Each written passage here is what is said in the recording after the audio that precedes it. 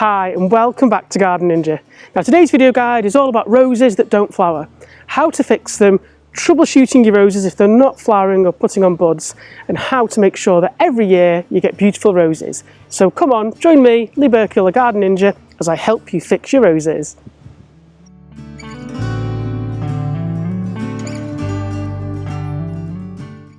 Now when it comes to roses, I get so many comments on my website and forum about people that plant them and then say they never flower, or they've inherited roses and they never flower. And the first thing to check is, have you pruned your roses? Which may sound counterproductive, but if you look at this beautiful, healthy rose behind me, the reason why it flowers every year is that I prune it in the winter. And winter pruning is essential for flowering roses. If you fail to prune, what you're going to end up with is loads of leggy growth, maybe a few flowers, but you're always going to end up with more foliage. We want to focus the energy into the rose by pruning it in winter, leaving less leggy green growth and more chances of buds emerging where you're going to get these gorgeous flowers. So if you haven't pruned your roses, either in the winter or at all, now is the time to go and watch my pruning guide on my YouTube channel or read my blog, and it will show you how to do that. There's no point pruning your roses in the middle of summer hoping for flowers. It's just not going to happen. But if you prune them in the winter, then next year you're setting them up for success. So first things first, if you've not got flowers, have you pruned? If not, plan to prune next winter.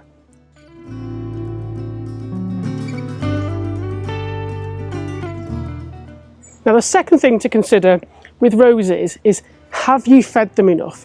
Now roses are really hungry plants and they need a lot of feed, and if you've just plonked it in the ground, given it a water and crossed your fingers, the chances are it probably won't flower too well. And a good example is down here. Now I've got this new rose that I planted last year, and I'll be honest, I was super busy with work, I kind of forgot it was there. But as you can see, it's rather sickly. I've not fed it, I should have done. I feed the roses all around it, but for some reason my brain skips over it. What I'm going to start to do this summer is give it a good feed and a good mulch, and then next year, after winter pruning, it should flower. But if you've not fed your roses, you're just going to end up with lots of thin, struggling growth because they are hungry. And the best feeds to feed them are high potassium. We want things that are going to encourage flowers. What we don't want is high nitrogen, because that encourages green leafy growth. If we feed them with things like chicken pellets, comfrey tea, or well-rotted manure, what you'll get is beautiful flowers, especially if you've winter pruned.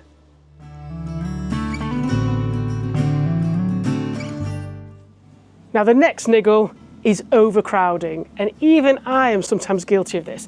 If you look over here, you'll see that we've got this beautiful Persian rose. However, next to it, we've got this absolutely massive fennel that's self-seeded. And I left it because I quite like the look of it. But what's happened is the fennel has overcrowded the rose, it's pulling out moisture and nutrients, and that rose is struggling. So I need to remove this to free up some space for that rose and give it a good feed. The other tip is about shade. Although roses can grow in dappled shade, they really do need a good 4 to 6 hours of light a day to put on beautiful flowers. If not, you'll just get green growth. And this would be a prime example of where not to plant a rose. Under a tree, where you're pretty much in full shade all day. So if your roses aren't flowering, check where they are. If you've got them in containers and they're in the shade, or they've got a shadow from a house or a building, think about moving them. If they're in the ground and they're shaded, then definitely think about digging them up in the winter and transplanting them. But don't try and meet them in the summer. They'll just go into shock, they'll need loads of water and food, and you might actually kill your rose. The other thing to consider is, are you being a little bit too impatient? If you've got a newly planted rose or it's early in the season, the chances are the buds haven't formed yet. So do have a bit of patience.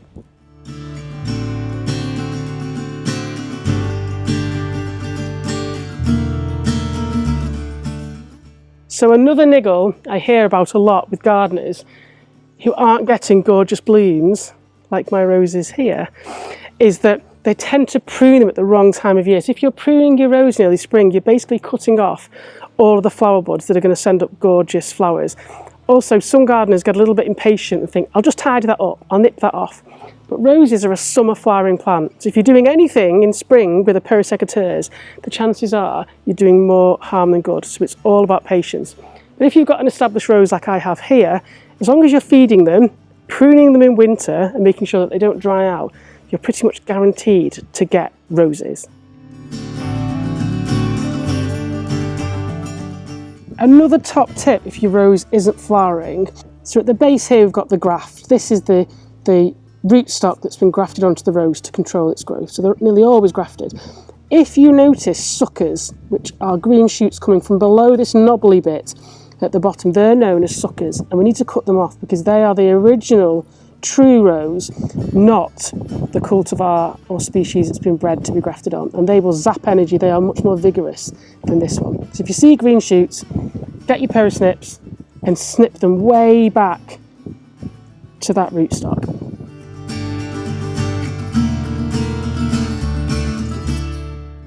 So another thing to consider if your roses aren't flowering is, are they healthy enough? And one of the big pests of roses is leaf black spot, which is a fungus. If you notice that your rose leaves are covered in black spots, it may mean that you've got the fungus, which zaps the plant of energy. Now, it's nothing to worry about too much. It won't kill the rose, but you will need to make sure that you give them a really good strong feed and you take off any of the leaves that are badly infected.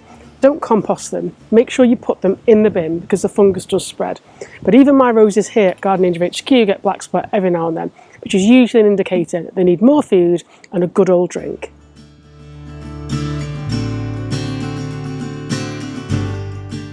And then last but not least, are you deadheading your roses? And it may sound obvious, but once a rose is finished flowering, even if you've only got 1 or 2 flowers this year, you need to deadhead them, because what that does is it pushes the energy further back into the other potential buds to flower. If we leave that on and just expect more roses, we're probably not going to get them, because all the energy is going to go into creating seed in the form of rose buds. So deadheading, even if you've only had 1 flower and it's finished and you think, oh, I'll leave it on, snip it off. And I'm going to show you that now. So when it comes to deadheading, we don't just want to snip it off there, because if we do that, what we'll end up with is this bit dying back. You want to take it back either to the nearest leaf node here, or ideally for this one, because they've all gone, you want to take it back to here.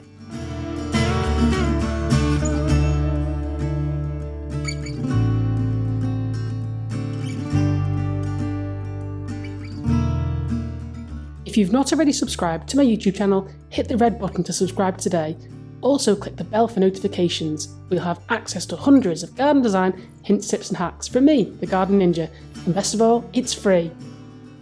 So there we have it, my speedy guide to help you work out why your roses may not be flowering. If you've liked this video guide, please make sure you subscribe to my YouTube channel, where there are hundreds of garden design hints, tips and hacks to help you make your gardens amazing. Also check out my blog gardenninja.co.uk, where there are thousands, really are thousands of super detailed gardening guides, all free to use and help you become an amazing gardener. I've been Burkhill, the Garden Ninja. Happy gardening.